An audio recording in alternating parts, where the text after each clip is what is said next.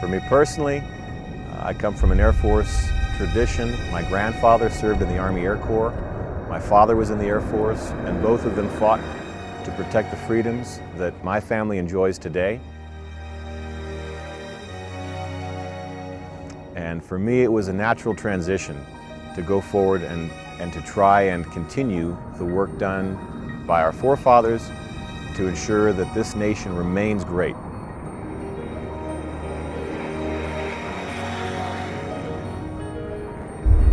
I've talked to literally 100 folks in and around Cloudcroft about the sound of freedom, the sonic booms. What does that mean to you?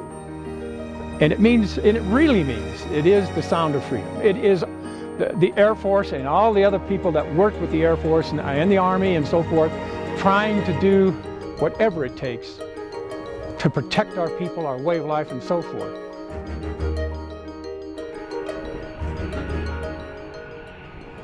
A sonic boom is caused because the air is made up of molecules and there's space in between the molecules. The air molecules can only move as fast as what we call the speed of sound. When an item tries to go through the air faster than the speed of sound, the air can't get out of the way and it builds up into a wall of air molecules. Because there's so many air molecules in so little space, you have a very strong pressure, which is called a shock. And when it gets to the ground, it creates a large boom and it rattles your windows. The pilots flying our aircraft have got to be ready on a moment's notice to answer the nation's call.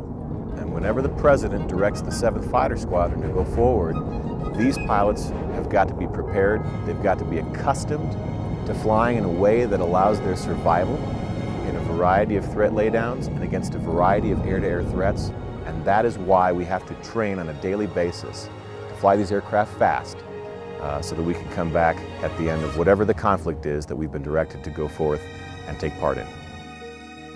When our pilots train in the desert, the sounds can be heard a very long ways away because the sonic boom can carry hundreds of miles.